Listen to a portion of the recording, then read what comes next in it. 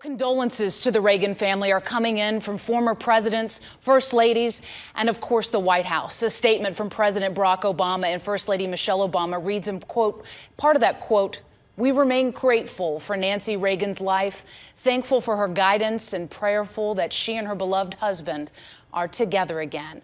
Former President George W. Bush said, "Laura and I are saddened by the loss of former First Lady Nancy Reagan. Mrs. Reagan was fiercely loyal to her beloved husband, and that devotion was matched only by her devotion to our country." Now, for more on this coverage, I want to visit with my co-anchor who's out at Rice University right now for this purpose. President Reagan, former President Reagan's former chief of staff, James Baker, as we know, lives here in Houston. You just spoke with him, Tom. That's right, we did. In fact, James Baker last spoke with Nancy Reagan a month ago today on Ronald Reagan's birthday. He says it was a tradition that he spoke with Nancy every February 6th to honor her husband and his friend. He was planning on seeing Nancy Reagan later this week with a trip to California. Instead, he is left remembering her, a woman he calls a dear friend. That you take this obligation. Baker was both chief of staff and secretary of the Treasury under Ronald Reagan, despite the fact that he led two campaigns against Reagan in 1976 and again in 1980. I, Ronald Reagan. He credits Nancy Reagan with submitting his name for consideration as chief of staff when the Reagan administration took office in 1981, and says she was more than a first lady. She was a partner and fierce defender of her husband. Together, they were a team that restored America's pride and confidence in itself following the melees of the Carter years.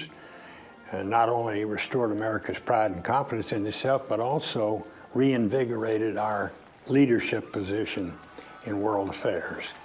She is his protector.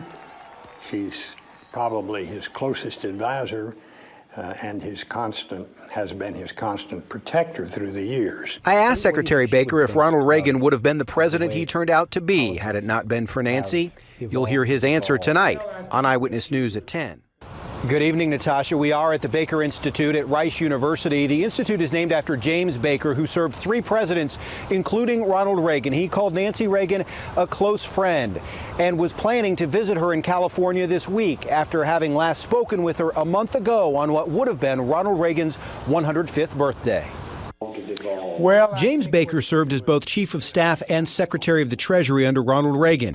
He remembers Nancy fondly, having last seen her in December on his most recent trip to California. she was, I think, an extraordinary first lady, certainly for her husband, with whom she had an exceptionally long and deep love affair.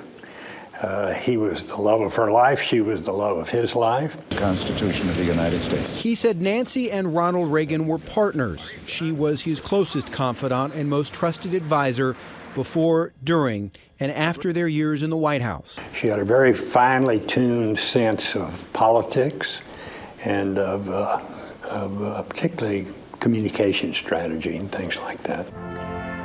Would Ronald Reagan have been the president he was had it not been for Nancy? He would not have been the president he was but for Nancy Reagan. Another Houstonian came to meet the Reagans through Secretary Baker. Joanne King Herring spent time with the couple on multiple occasions, including state dinners and a private event at a mutual friend's home in the Bahamas. He does, or did, radiate this incredible personality, and Nancy was always so sweet with him, always supportive, always. He was the star and she was the adjutant, but you never felt that he didn't give her the very best that he had. Nancy Reagan, a first lady who was so much more than that to the people who knew her.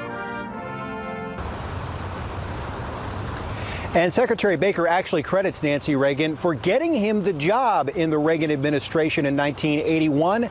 That part of the story coming up when our coverage continues from Rice University at 10:30.